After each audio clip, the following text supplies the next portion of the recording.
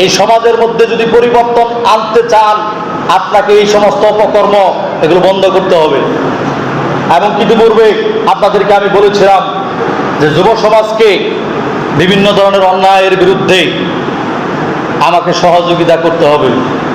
এবং এই বার্তা আমি আবারও দিচ্ছি, আমি অনেককেই বলেছি বিবাহের অনুষ্ঠানের মধ্যে কোনো ধরনের বাদ্যযন্ত্র, কোনো ধরনের বক্স এগুলো আনা যাবে না।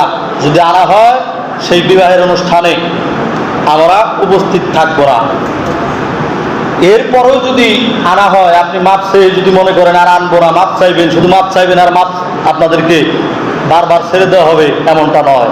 পরবর্তীতে যদি এই সমাজের মধ্যে কোনো ধরনের আপনি পাপের মধ্যে লিপ্ত, অন্ধকারে বা ঘরের ভিতরে আপনি নির্জনে পাপে লিপ্ত, সেটা কেউ দেখছে না, হয়তো বা তার প্রভাবও সমাজের মধ্যে পড়বে না, কিন্তু প্রকাশ্যে যে সমস্ত অপরাধ সমাজের মধ্যে হবে, এর প্রভাব প্রতিটা মানুষের ঘরে ঘরে পৌঁছে যাবে।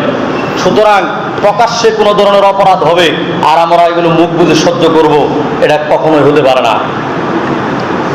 এবং কি পরবর্তী সময়ে তাদেরকে আমি কমিটিদেরকে বলেছি, আপনাদেরকে বলছি, তাদেরকে আলটিমেটাম দেওয়া হচ্ছে, যদি এই ধরনের আবারও কোনো কর্মকাণ্ড ঘটে, লাঠি সুতা নিয়ে এই সমস্ত যুবকদেরকে নিয়ে এই সমস্ত বক্সগুলোকে ভেঙে চুরমার করে দেওয়া হবে।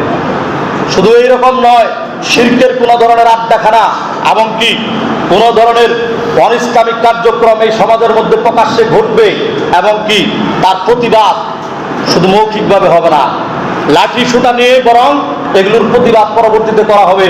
সুতরাং যারা সমাজের মধ্যে আছেন তাদেরকে আমি বলবো যে এগুলোর ব্যাপারে সাবধান হন, কারণ এগুলোর ব্যাপারে আপনাদেরকে যথেষ্ট সুযোগ দেওয়া হয়েছে, স্যাক্রিফাইস করা হয়েছে, কিন্তু আপনারা কর্ণপাত করছেন না। সুতরাং আমি ইমাম হিসেবে আমার দায়িত্ব হচ্ছে সমাজের মধ্যে প্রকাশ্যে যদি কোনো অপরাধ ঘটে তাকে প্রতিহত করার সর্বোচ্চ চেষ্টা আমাকে করতে হবে।